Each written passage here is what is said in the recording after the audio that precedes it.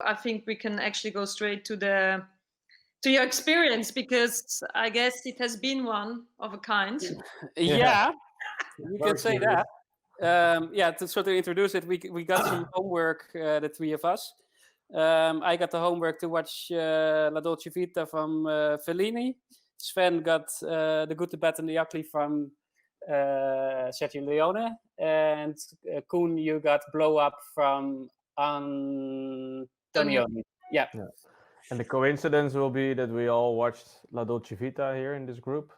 Yep. I presume Koen watched it, I watched it, so yeah, I think it's a movie we can all talk about. So that's nice.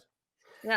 Okay. Well, let's kick it off. I watched it this week. Where to start? I made some notes to know for sure that I hit the right notes. But to start with, this I know very little about Italian movies. I watched. I figured out now that I watched 2 Italian movies actually. La Vita è Bella, which I loved, which is in my top 10 movies of all time, maybe. And apparently Call Me By Your Name, which is Italian production, which I really liked. I saw it recently. And this was my third Italian movie, so I had a good score of 2 I liked. And now the third is La Dolce Vita, and maybe you feel it coming. This movie left me frustrated. This movie left me frustrated. I always say that for a movie to be good, it has to make you feel things, and not a lot of movies do that. A lot of movies can be entertaining, a lot of movies can be good, but a real good movie has to make you feel things. This movie made me feel things, but I'm not sure if it's a good thing. No, I'm interested because I'm going to share my thoughts, and that's why I have my notes, so I can really. I got frustrated. So the days after, I started thinking like, okay, what is it with this movie? What is because I like to know why I feel something about it, and then I started thinking about it. And one thing might be that I went in with the wrong expectations. That could be that I. It's a very high symbolic movie, which is a style. You can really see this guy has his own style. And when I went in La Dolce Vita, I maybe was thinking more a bit of a standard romance story, but then from an Italian perspective, very thick romance, more or less. That was a bit my idea that I up front had of La Dolce Vita, and I ended up in this very symbolic movie with a non-standard narrative, episodic, which was very unusual for me. And so afterwards I started thinking about it. I started also reading reviews about it. And I started to understand it better. But I still don't think that changes the way I feel about the movie. And that is that I feel by watching this movie, at least, I didn't see anything else of him. So maybe I also have the wrong entry point, that could be. But by watching this movie, I feel like maybe this is not the artist for me in how he tells the story. Like you said, he makes very little use of how do you call it, trucs, like music, very little to evoke extra emotion, very little close-ups, and that's the style. I get that, but I'm not sure if that's the style for me. I can get that this is a movie that you would study in a film class. I totally get that, and I would like to go back to it actually now that I've seen it one time and I know what it is and for what I should take it. I would like to see it again and study it in that way, but I don't think I will personally get a lot of enjoyment out of it. I don't think it's a bad movie. I think it's a good movie, but I don't get enjoyment out of it. Anything more I have to say on that matter? But what also confused me a bit is because now that I've seen it, I thought like, okay, it's a art house movie. I like art house movies, but not all. It has to be your taste. But then I checked it out, and it turned out it was a huge box office hit when it came out all over Europe, and that got me even more confused. Like, okay, broad audiences like this movie, but why? Is it then the time frame or? So I'm still left with questions, but maybe you can. What year was it again? It's 1960, I believe. It was 1960, yeah. What did it make you feel unsatisfied? Was it also the end? was it that you had too many questions about what was the meaning of the director with the movie? Because that I can kind of imagine. I had quite some same feelings about it, but I was not frustrated about it. I was frustrated about it. Like I could see that it's not a bad movie, so that I found frustrating because I didn't enjoy it. Simple as that. Like I didn't get anything out of it. By now watching it the first time, I'm someone for story, and for me the narrative didn't work. So it's not maybe not my art form. Like I can see a movie, but it just didn't work for me. While I could see in a way that it's a good movie, so that made me frustrated. Like, okay, why is this not? What is it with this movie that it doesn't happen for me? And so I started asking those questions to myself and digging into those questions. Like, okay, why is it that it doesn't work for me? And then I started. I already in the beginning of the movie, I already noticed like, hey, there's not much music. That's something different. And then I started thinking more about those things and also reading some reviews. And I felt like, now I start to get why I'm actually missing something for me here. Yeah. And Koen, and that was the music, you mean? That's one, the music. Two, he makes deliberately the choice to not have, for example, if you have a dialogue that he deliberately doesn't go from close up to close up, switching shots, but he often has a two shot, a bit from a distance. So he deliberately creates the distance between you as a viewer and the character, and that's a deliberate choice, and I can respect that. But for me, that makes that I didn't connect with the whole material. I totally understand, but I think this is exactly what he wanted and fits to the narrative, because I think we come to a discussion that perhaps for all the movies you need, if you don't know something about the culture and about the history, and then it's difficult to get, like, the first scene is already such a big scandal in Italy. Nobody wanted to see this movie. It was such a scandal. There is this scene with this party that was not possible in a Catholic country, Italy. No, he was demonstrating like Catholicism. You see this helicopter coming in with Jesus. This is I remember. Now we think, but this was shock. What is he doing, man? This guy, he's going against Catholicism. What's up with this party? I mean, this also is in those times, of course, that year already. So these are all taboos breaking, and I mean, this movie, he had so many bad reviews in Italy. It was like, back then, what is it? This is not acceptable, but more on a conventional level, So before he was like, oh, he's so artistic, and because he was making other kind of stories, and these stories also, of course, critique on a class in Italy that then was established, and it's about Rome. Something we also can talk later on, because there's also another movie that is taking the same kind of city as center for a big story or stage. So I think it's difficult, and I totally agree. This movie is something that is probably studied in every cinema study, but with giving a lot of background information before.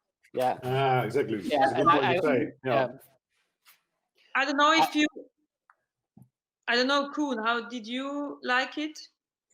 I didn't watch it in the right moment, so I want to watch it again. I never watched it the second time, but I didn't struggle as much as like Bas says, but I understand some points of him. Like for me, it started very slow in a way, but I like that with artist movies. Some of them that can be amazing, but it's even you want them to take longer the time.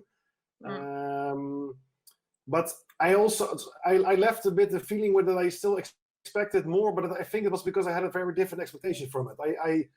I bought it for a friend of mine because I had this really romantic image about this movie, and it didn't live up to that expectation I had before. So that was the problem, I think, before I went in it wrong, I think. Exactly what he's playing about, huh? He's playing with of course. No. and I think you say La Dolce Vita, that's totally ironic, of course. I mean, Yeah. in a sense, that's not, when we talk of Dolce Vita, we think literally of lying on the beach and having a cocktail and it's a good time. Yeah, exactly. Yeah. That's also happening there, but of course it's not. Like, and also what you experience when you say it didn't anything do with me, actually, I think that's great, Bas, because that's exactly what he also wanted, because these people are empty. There's Yeah. nothing. I get that, yeah. So But you're experiencing this emptiness, this like boredom of we have everything. There's nothing left in life. Yeah. So But maybe sorry. But if I may, I think the theme is really philosophical, poetic, nearly, because Yeah, you can judge it as Claudia said, like really straight, or you can make it a bit wider. Is life on Earth in the end empty, superficial? What is love? Because Anita Egbers is coming and say, what are you looking for? Love, love, and like almost hilarious. I read this between the lines, like it's a statement of philosophy, poetic, about what the meaning is of life. I agree with you, but and I can get that for that time it was maybe, but when I saw it now, like okay, it's a theme that has been done a lot of times. This was not new for me. It's like, oh wow, what a philosophical debate he opens up here now. It's just like, I know this story more or less. But that's maybe because I saw it too late. So that could be like maybe if I watched it 10 or 20 years ago. But the story about the world is being shallow, that's not a new story, of course. No, but it doesn't have to be new to still be good. If you but that's where we get into the point. Like for me, execution didn't work for me. No, okay. I get that it's a good movie, but for me, the way it's executed, a different kind of movie probably would have worked better for me. Not to say that it's not good, but it's like it's like having painters. Like some like abstract, others like surrealistic. I think if you take it in this time, you should better watch like Anna Bellezza. I think that has a better effect, I think, on you. I don't know. It's the modern version of La Grande. Yeah, it's the modern version of it, actually. Yeah. But I think, again, I really think you need, I mean, the first scene, did you laugh, Bas? You thought it was funny or not? When you saw, but this is I found it a cool scene. What I did think is like, okay, it's a scene of the 60s. I did find it cool that they had a helicopter shot, like from the air. That I found cool. I felt like, okay, that's cool. That's cool. Maybe I can see where this movie is going. It has some development. Yeah, but you didn't see the symbolic behind it. The symbolic of, and that's why I just think it is important to know. Let's say their stories, they're really universal, right? Like, and I think this story, there are things you can understand. Everybody can understand, okay, he's doing this and this, but I think this kind of symbolic things and this irony and how he's showing this class, this upper class, it's something that is probably only possible to really understand or found funny, because I found it funny. I found it ironic. I mean, but do you think? Yes, like, because I think like, as an Italian, look what he's doing, but that's because of cultural background. I guess somebody that doesn't have this thing with Catholicism, because it's a lot of things are in it with black and white, with angel and like also the girl at the end at the beach is kind of a symbolic of pureness, of course, and he's having this white suit. He's normally not having the white suit. He's normally having the black suit. That's all little things, and how you say it's a lot of symbolic that you have to understand. And if you don't understand, you probably less appreciate, or you think like, okay, so what is he doing? You have But to read. Yeah, You have to read yeah. a lot between the lines in this movie. I think, I get, yeah. and that can be the charm of it, or well, Yeah. this way it's or you'll get irritated, which is also at least an emotion. Exactly. Yeah, true. I mean, But you might be right. I think the theme maybe I actually don't like too high symbolic movies. I feel like okay, if it's Star art house, Wars, Lord of the Rings. No, but that's why I was a bit surprised that it became such a box office hit, because it's a high symbolic it's a bit movie. surprising. yeah, but And that's mostly art house movies. yeah, that's true. But I think also what's interesting, well, you could also say that, I mean, there's some definition why a movie becomes a cult movie.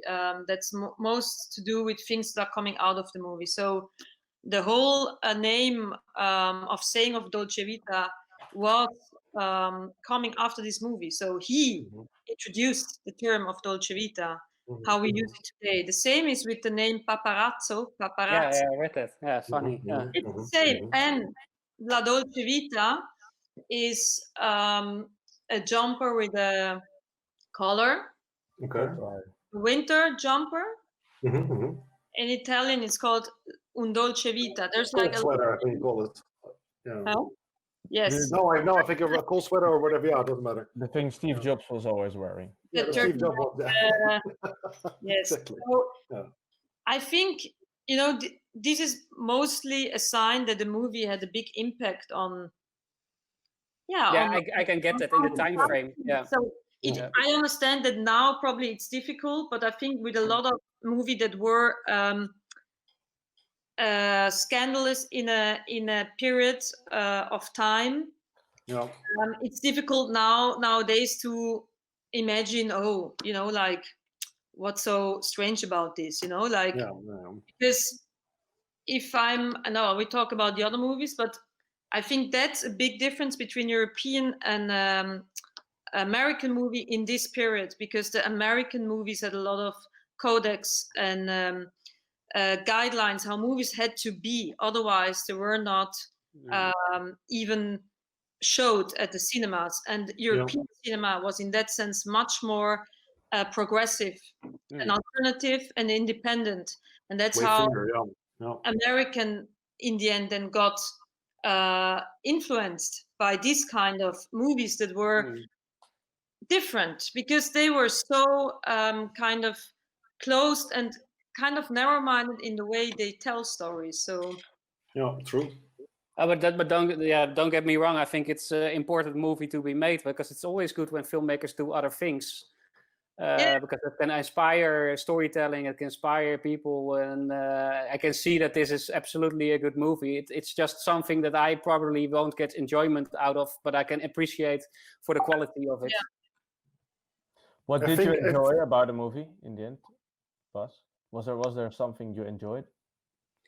Scenes or something? I think but that's what I mean. I got very little out of it, and that was the frustrating thing of it, because I could see it was not a bad movie, but the actor, I found the guy quite okay.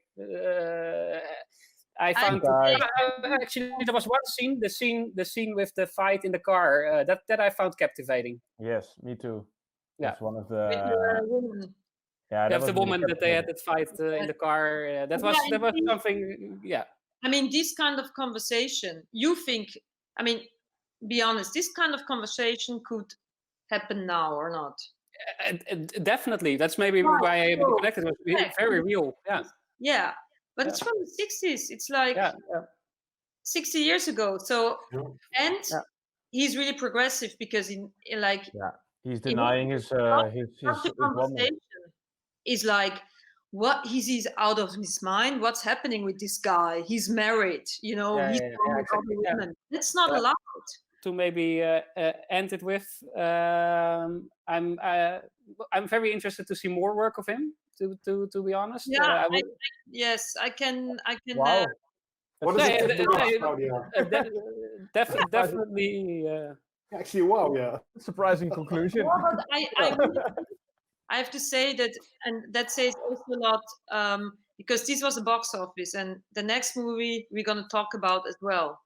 And this is not the most Fellini-esque movie of him. If you I was reading about it because I thought like maybe I should start at an earlier point to get used to his style. Now I know what to expect. But I read about La Strada. Is that a movie that I should get into? Yeah, I don't know if you. Now I know what to expect. Now I know what to. I mean, should we give him advice first to watch La Grande Bellezza, which is not from the same director, but it's similar. It's like a remake. Well, because if you ask, if you still can see Fellini's hand in recent movies, then I think La Grande Bellezza is a great movie. Because without saying something unholy, that movie made for me a way bigger impression than Dolce Vita. Okay. Yeah. Now I have a clip about a younger Scorsese, 1993, talking about Fellini. It was just after he died. He had an interview about it. Yeah. I'm going to show a short clip of films and talk about your relationship personally. What was Fellini to mean to movie making? I think in terms of filmmaking, this was, we can use the words giant and great light and master. And, there's Kurosawa, there's John Ford, there's Wells. And in that same sense, there's Fellini. But Fellini had something very special, and it was a particular vision of the world that was at once started in a sense with poetic realism, in a way, with La Strada, and as it developed, became somewhat more abstract in terms of its imagery, but ultimately very, very stylized, extremely stylized visual images. But he created, unlike, I think, I must say, probably more than anybody else, he created his own world with music, Nino Rota's music. Yes. The look of people, the way they turned, the way they moved, camera movements. He created his own world, ultimately in pictures like Dolce Vita, 8½, Juliet of the Spirits, Amarcord, Casanova, Satyricon, which is probably the most extreme of that example. So much so that the word Fellini-esque became a common word to describe something on the surface, you can say bizarre or strange, but actually really like a painter working on film. Yeah. And also about the... Yeah, there you have it. Yeah. Nice. Good explained. Yeah, but that's the word poetic realism felt. I think that's really a good description, or not? Yeah. Yeah, but that's why the thing is, I mean, if he already has his own word, Fellini-esque, that says everything. Yeah, there's nothing like him, there's nothing like him. It's so unique. Yeah. But also the way that he under the surface, like he's a painter in a way. That's also beautiful to say about a director. Yes. No. Yeah. It's quite a compliment from Scorsese even. Yeah. Oh yeah. But in the end, and that might be a bit the thing. I think in the end, almost like maybe Michael Bay you can't call a painter, but like a Nolan, Nolan or Wes Anderson or whoever. As a director, you are an artist, you are a painter, and I think that's what I actually was thinking about when I saw this. Like, okay, I didn't like it, but that's you say that you also don't like each painter, and you don't have to like each painter. Of course. It's all about style. But you see the work that the quality of the work. Yeah. But I'm still interested because it's also what they say about painters. Like, okay, dig into it before you appreciate it. Yeah. So that's why when you were why I said at the end of my review, like I would like to see more of him because I'm interested if I could start appreciating him. For now, I don't feel it, but who knows? But at least he's a painter with a certain own style, really outspoken, and you can like it or not, but he's saying something. And you have a lot of middle of the road so-called movies, so-called art, which maybe cannot touch that line. Yeah, that's just fun to watch for a Friday afternoon or something, but not.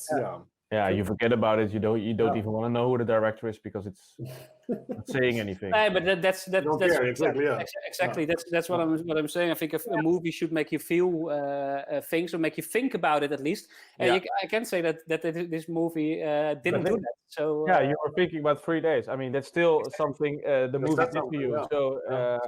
Yeah. So Antonioni. Yes. First, gonna show a little trailer. Sometimes reality is the strangest fantasy of all.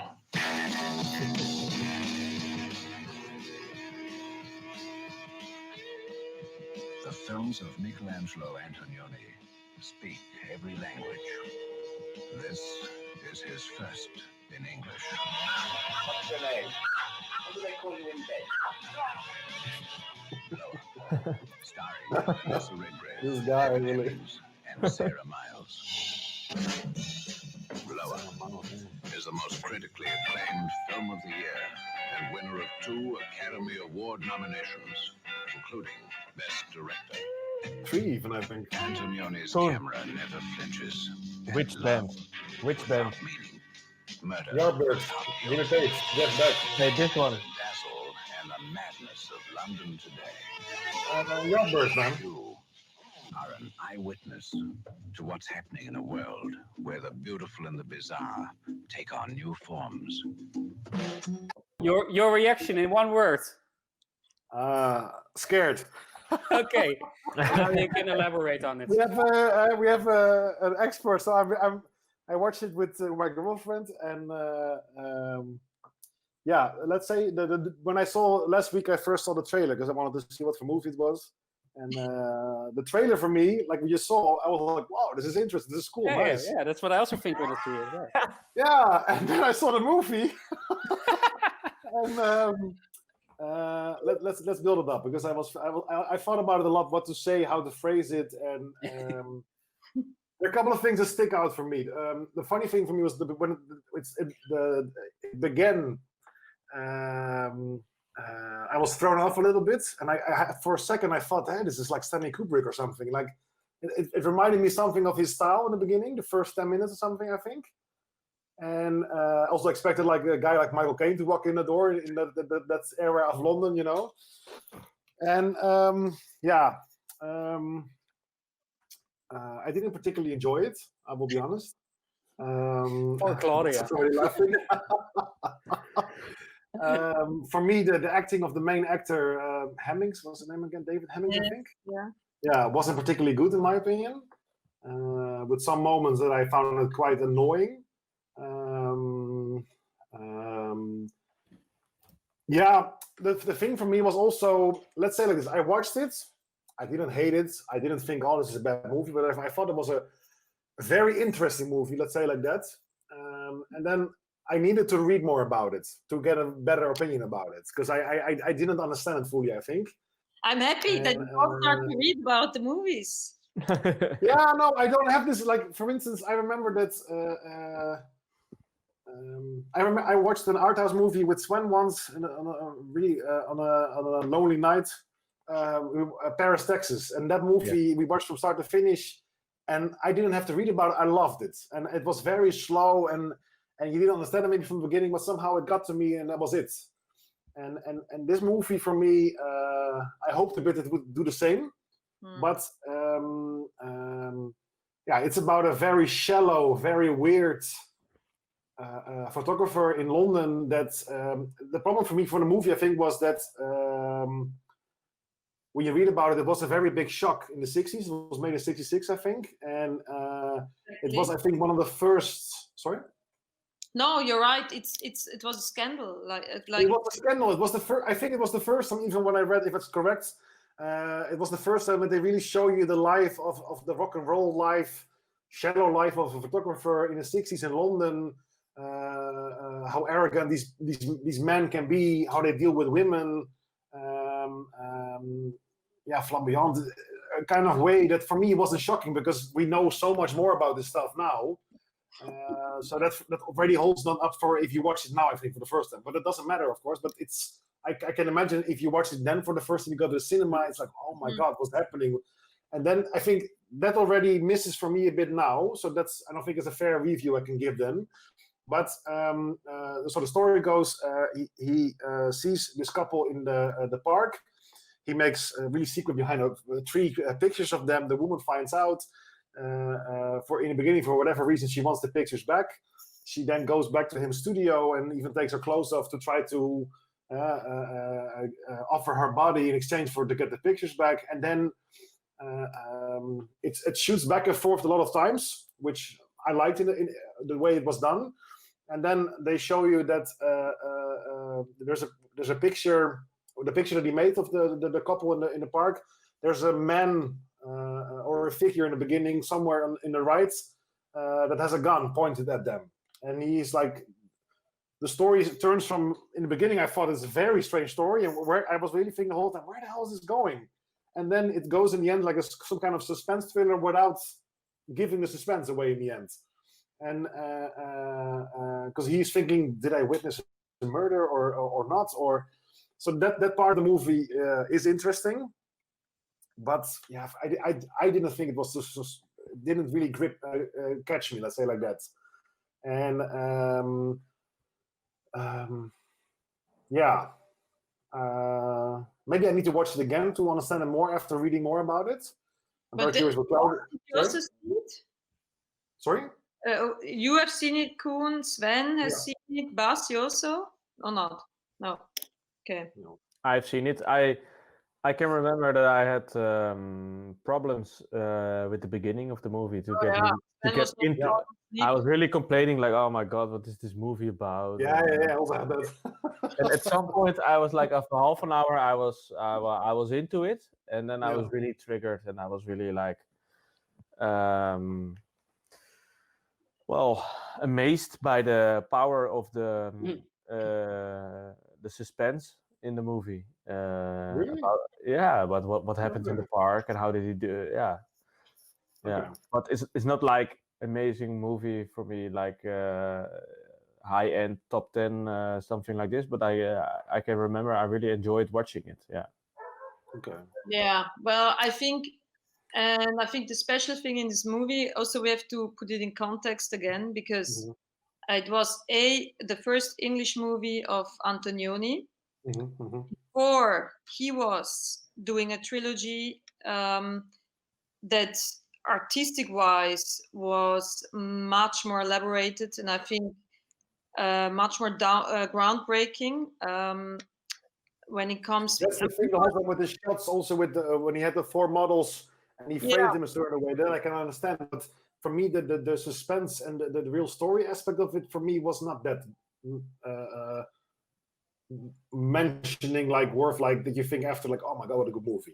No, so maybe the artistic side is more interesting then, but I mean, I call the silly park a bit for me, like, it's really silly setting, a boring park with one plant in the middle, and he made a really excitement storyline about this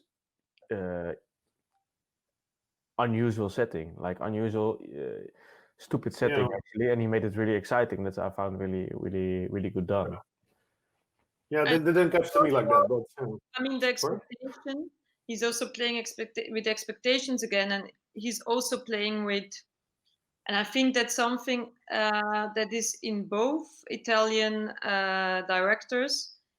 And La Dolce Vita, I think, is a little bit earlier, but I mean, it's a little bit the same kind of class in a different country. It's the swinging 60s in London. And the movie has become a cult movie because he was so good in capturing this mood of this time. And I think what's that was good done, actually. Yeah. So yeah. And what was special also about it is the expectations, because it starts like, we see this photographer, and then the thing with the with this murder that we don't know if the murder happened. That's something. That's for me. I didn't get. For me, that wasn't the best part of the movie or the interesting part at all. So that's strange, because also when you read a lot. For me, actually, when I saw the beginning, I had the same thing as Sven. When you see that group of people with the schmink and everything, the makeup, they were walking, you were like, what is this? It was a bit like Monty Python in the beginning. You're like, what's going on? What's going to happen? And then it shows you this guy driving in his Rolls Royce through his studio, and then I liked a lot that he has this first shoot with this strange, a bit dirty model, and then he takes his clothes off and he says burn it, and then he goes to the other shoot completely shaven and whatever. And then he does the thing with the framing of the models. Yeah. That for me was really interesting, and I thought, okay, where is this gonna go? And then I thought, okay, I thought he's gonna go to another room or do again another outfit or whatever. It was a very different story I had in mind from that part, and then it went when he meets, of course, the neighbor always comes back, the woman that he cannot get. Yeah. The wife or girlfriend, I don't remember. I think the girlfriend of his neighbor, no, the painter. Yeah, I don't remember so good. But That was a scene that I thought, okay, here's something gonna happen, and then the whole thing with the murder, the murder thing with the picture didn't get to me at all somehow. I don't know. That's interesting because I thought, I mean, this is the really surprising part in the plot, and this is the surprising thing of the narrative, because it's ending with something we don't know, and it's also about. Of course, you have the voyeuristic part in it because he's a photographer. You're watching, you're seeing things. Then, at some point, he becomes a witness of something he doesn't know, right? It's a murder or not, and then he doesn't know what to do with it. He's not even really doing something about it. And that's that's for me the problem. Like for me, this is like a movie about a shallow guy. Yes. But I think the director also somehow made it. He forgot a bit that also the movie became in my opinion, the movie became also a bit shallow. And that's why for me this whole murder thing there was no depth to it, so it didn't impress me or really got to me. Well, what's interesting is that this movie after influenced a movie from Brian De Palma, Blowout, John Travolta, and I saw also. And the Conversation from Francis Ford. That movie I didn't watch yet, but I heard it's also really good. But what's interesting is, and that's what American cinema was doing about it, because there was one part, and this is the suspense part and the murder part. Yeah. So these two directors took this part as the interesting part and made kind of a suspense story in a really American narrative way, where it's about thriller, mystery, but also playing actually with what is real, what is not real, but they're playing it in a totally different way. Very different, yeah. And not so artistic, perhaps. Well, but that's the thing. Like I didn't see The Conversation yet. I also read about it that I should watch it, but I saw the one with John Travolta. Yeah. And that's the way the suspense there, and especially going back and forth, like is this real or not? That was. I liked the movie. I liked it a lot. It was a nice movie to watch, but yeah, you cannot compare it in that sense, because the way he does it here is with the whole time is kind of artistic changes, and to think like, do you see it through his eyes, through his lens as the photographer, or do you see certain scenes maybe through the lens or the idea of the director? That's the kind of artistic approach that I liked. But yeah, for me, the suspense thing, I didn't get it. Maybe I should watch it again, but. Yeah, it didn't really catch me or something, get his hands on me. Yeah. Well, it's also said, and that's why sometimes the masses are not always the one that have the good taste. I'm not saying that because it's a box office. It was a box office like La Dolce Vita as well, and I think although Dolce Vita is a great movie, I think Fellini had other great movies or more elaborate movie, and here the same. This is not. Antonioni. I heard it was his worst movie. What I critics say. Yeah. Then I get a bit back at La Dolce Vita. What the trouble was there? What I had is like what I also felt like. What is it? Is it a conventional movie or is it an art house movie? It felt for me there a bit in between. I'm not sure if that's also for this movie, but it felt a bit like I couldn't qualify it completely also as an art house movie. I couldn't find the right. I think this movie also, Claudia said, is better. I think, but I think also because of the shock. And that it was the first time that you could get this kind of insight into a lifestyle of a certain guy like this. I think it was also more for the broader audience in those times than I think now, maybe. No. Yes, and I think also a big audience has always well, can enjoy this movie in many different ways. So, Mhm. and he's older, and also Fellini's other movies, they are really artistic, and Antonioni as well. And I really, well, we come to the top 5, but I really recommend to see his earlier trilogy, because Which there one? you see what I mean. Blow Up is actually the end a little bit of his artistic career, because Mm. what he was great in, he was great to show loneliness and feelings of the protagonist through pictures, but in a really architectural composition of images and colors. So they had like really symbolic, and it's just beautiful to see. So, Yeah. and I think, Claudia, yeah. if it's is it typical, at least for that time, because I know of later Italian movies it's a bit different, I think, but is it typical? I also hear you say now about the images and the symbolic and the framing and those kind of things. When I thought about La Dolce Vita, what I maybe also missed, I love dialogue. I really love dialogue, and I think they tell the stories more through their images, which is fine. They have to watch it with a different eye, but I'm very much into dialogue, and they like to tell it behind the words, I think, than more with the words. Is that correct in general of Italian? It's no. No? You never can generalize. No, because But for the time, no, you have really movies with. We also have like Nanni Moretti. That's kind of Woody Allen from Italy, and there he's talking like whole movies. Okay. Yeah. Sorry, but so Bas says the thing with the dialogue. For me, what was interesting really, because the shallowness also appears in like Grande Bellezza in not the shallowness of the movie, the shallowness of the main character, for instance. Is that something really Italian? Yeah. Seems La Dolce Vita also. Yeah, so is that something really Italian, Claudia, to show like the lifestyle of this shallow kind of people? Is that an Italian thing? For movies, at least. Italians like to. I think perhaps it's more about. It's a critique on this class. It's a. Yeah. Is this upper class? Is this intellectual or not intellectual, rich class?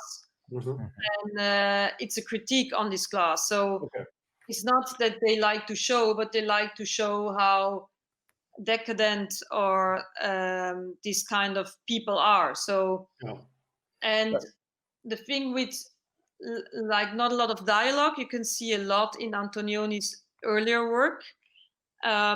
That's something I would say he's talking more through the image, because that's what he was known for, that you see an emptiness of a person through a picture, because he's showing there is like an industrial area and there is one shot and you see a woman here and the rest of the shot is empty or so, like this.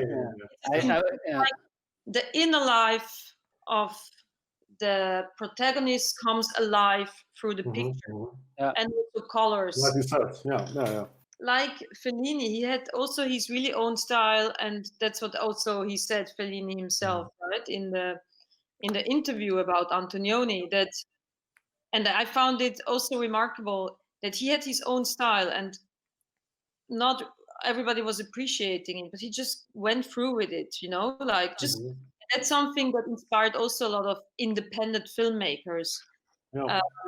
That you just risk something for your artistic view on how to tell a story, and this is the thing that is inspiring for other filmmakers. Again, that you just have your style. And the Blow Up is actually there. He's already in a. I think there it's kind of a transformation of his. He's there already. This kind of artistic level done, and then you know how it is. I mean, it's a bit of sell out to US. Bit of sell out. Yeah. His first English-speaking movie also. Gave into the studios maybe a bit. And he had also a big cast, of course. It was Jane Birkin. in the movie. Vanessa Redgrave, like, I mean, this is also something that makes it already a blockbuster, you know, like a box, like a hit. So yeah, then you can't be too artistic because you have to get the masses in because it probably costs something, expectations are high, blah blah blah blah. Yeah. Exactly. So yeah. And let's move on to the last director that was selected, and that's, if I pronounce it well, Sergio Leone. Okay, Sven, you watched the movie. It was the movie The Good, the Bad, and the Ugly with Clint Eastwood, if I'm right. Also, yeah. Okay, well, we're gonna watch a very short trailer first to give a bit of a taste of the movie. Listen to the music. Yeah, it's classic.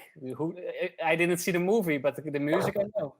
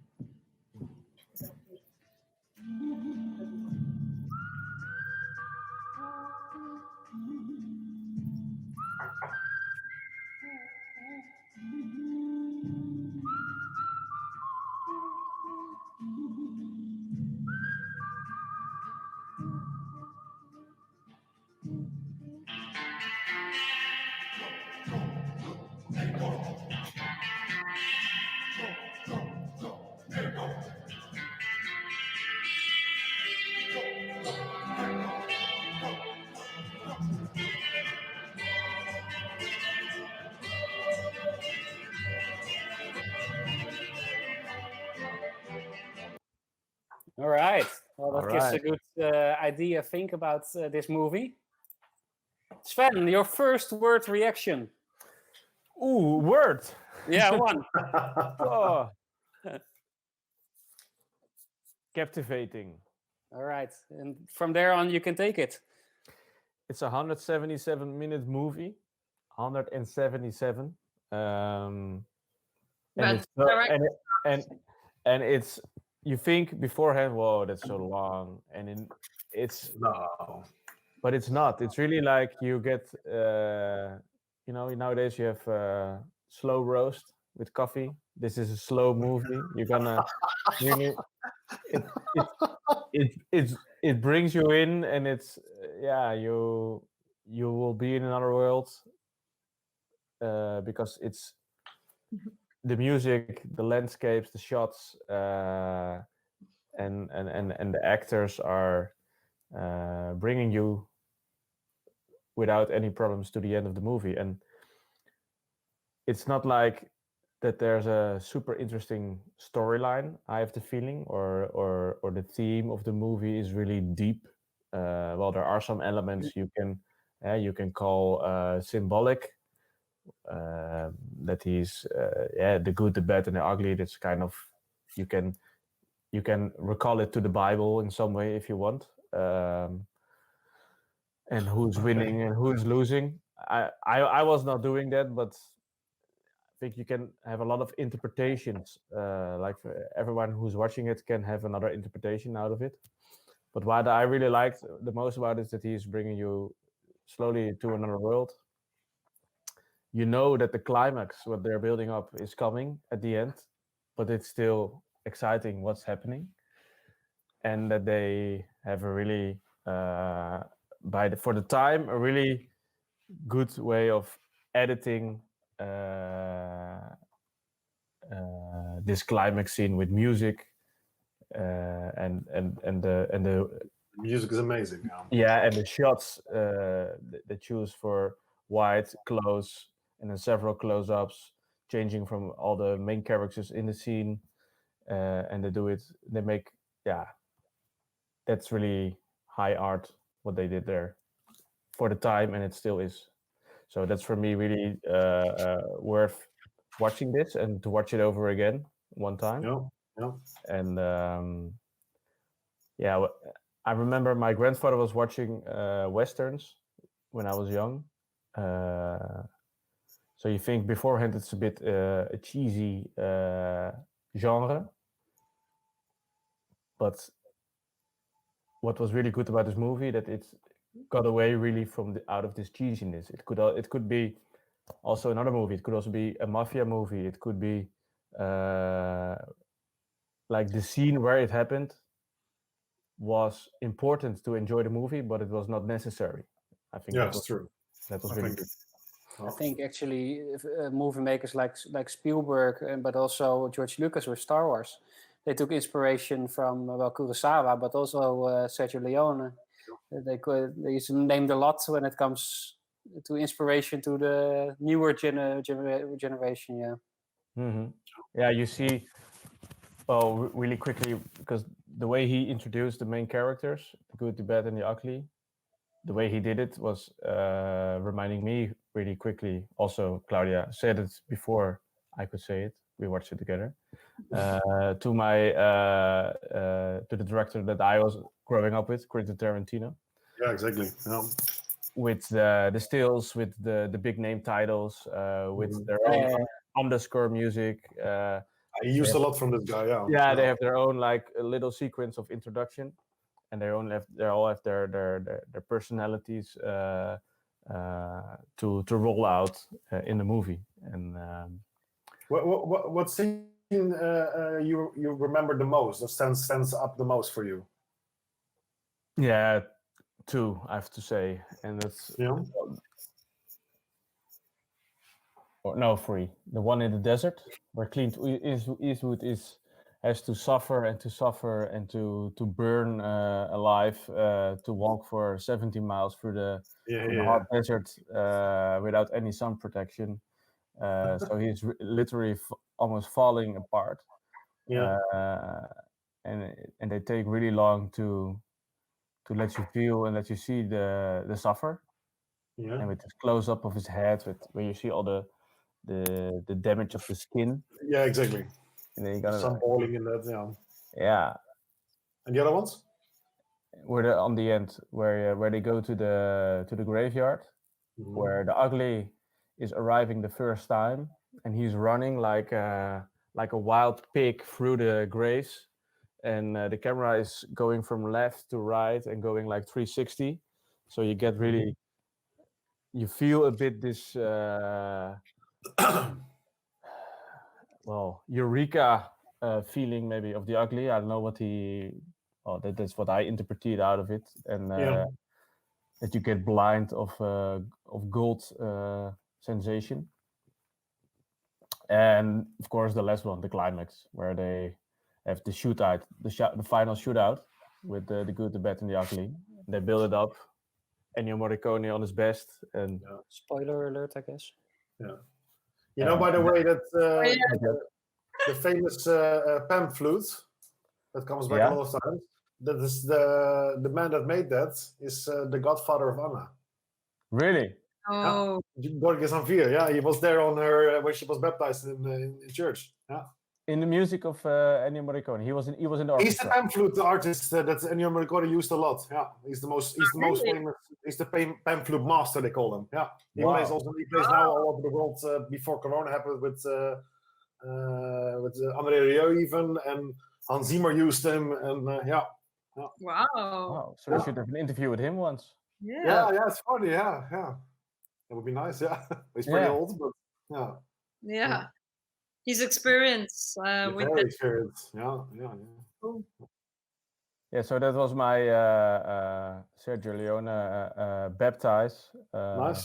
Can you call it in English like this? No, but Sven, we watched. Did we not watch together Once Upon a Time in the West? I watched it once with my students in my student house, but then it was on the Sunday night and I was hangover, so I did not make it to the end.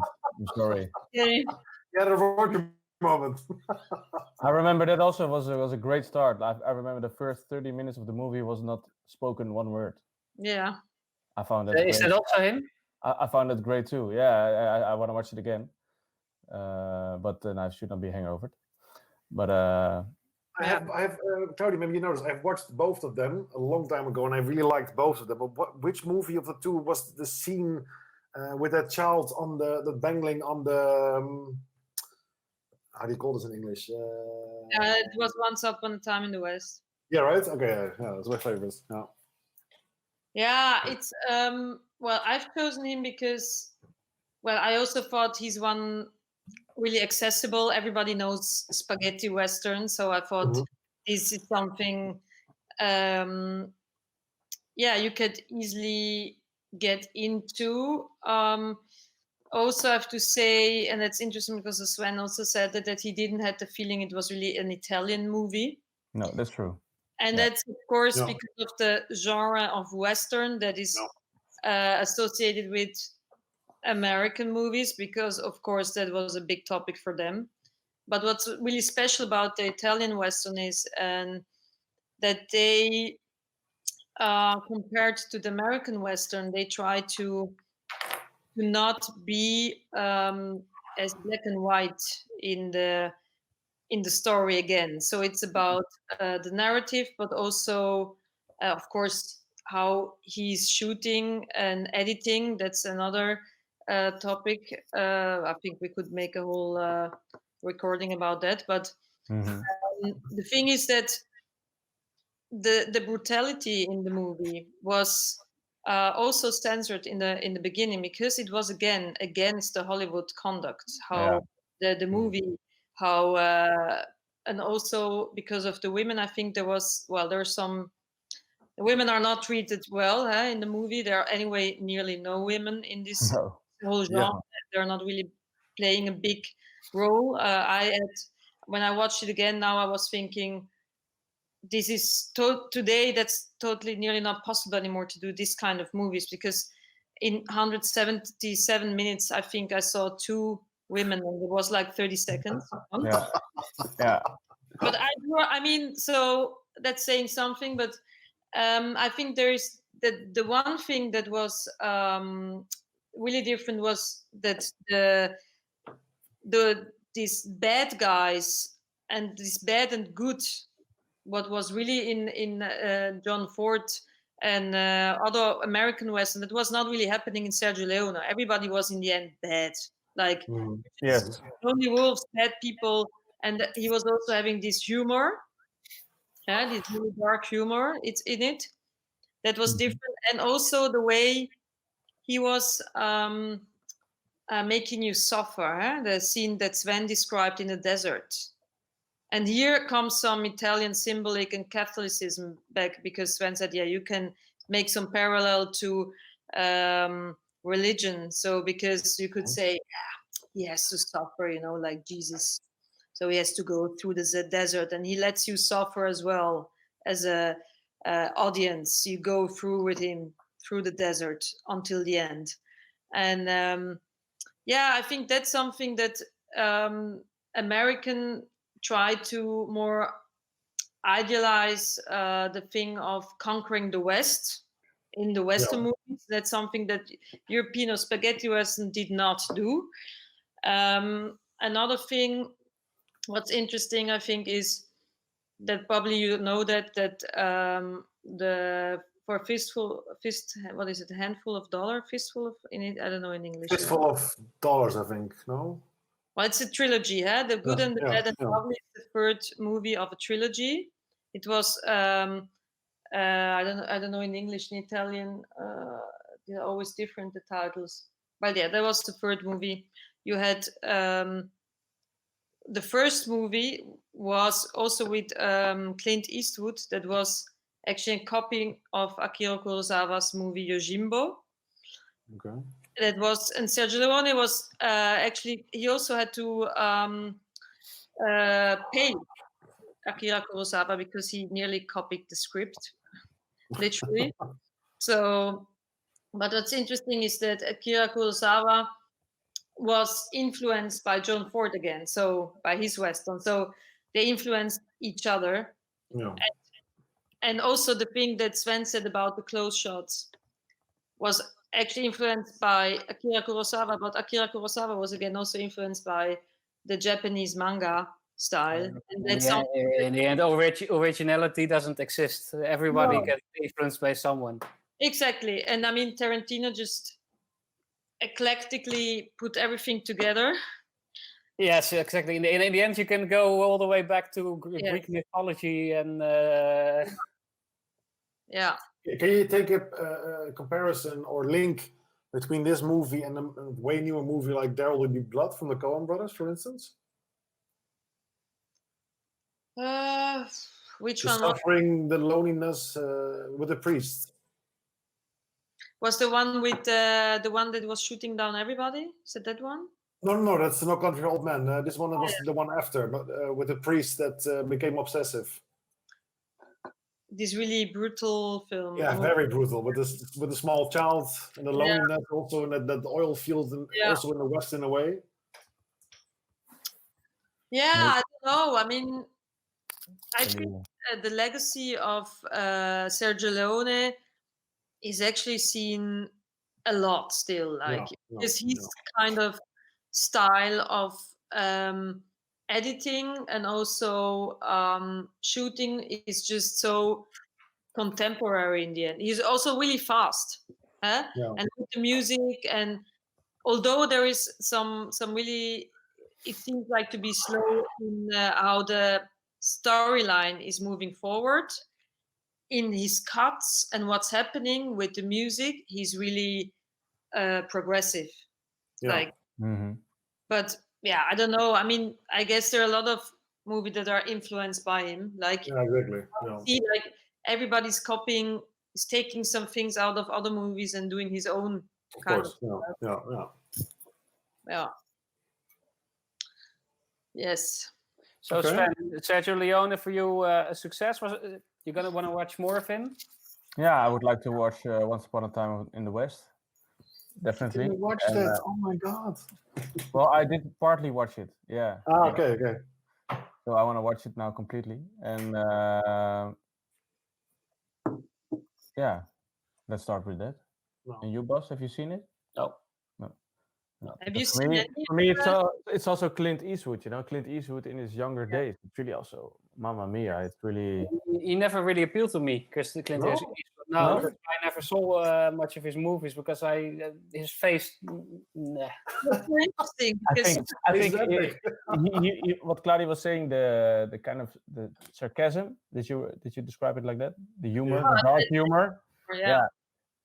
He's also acting like that, you know, he's really like doing this. How can you describe it?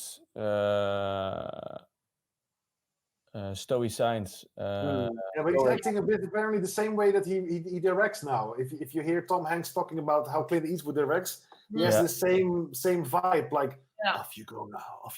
Like it's some kind of weird thing. Yeah, only he can do that. Yeah. But Bas, you didn't see any Western, or? I saw. I think that qualifies. I always thought I didn't like Westerns, so for that reason, I thought the same. Yeah, really? So, because I watched always this like. How come? I love Western. I only watch good ones. Yeah. As I said, I watched the cheesy Westerns, like the cheap budget things. But which ones then? Yeah, I don't even remember the name, but. This is different. This is a different level. This is not only a Western. There is, as I said, this could be also a different kind of movie. Talking about Westerns, I watched, and that's where I did think like, okay, maybe I would like Westerns. Butch Cassidy and the Sundance Kid. Oh yeah. I really liked that. I think I've seen this. Also, which one was that from? From who it is? Yeah. Director is George Roy Hill. Oh, okay. I know. I think I haven't seen that. I watched it also when I was young. I liked it. I really liked it. Yeah, it's with Robert Redford and Paul Newman. Ah, yeah. Oh yes. Robert Redford still looks the same now. So, but yeah. So for that matter, I'm interested also when I see this trailer. I think like, that looks interesting, especially if after I've seen Butch Cassidy. I feel like okay, maybe I should see more of it, but it never came of it. But also if you like good Saturday night movie for me, like you should because that's where it's coming from. Yeah. Good. So Sergio Leone for you, a good tip, Sven. Yes, definitely. If you like movies and you want to know more and other opinions and get more inspiration for what to watch, then subscribe to this channel so we can get you more inspired.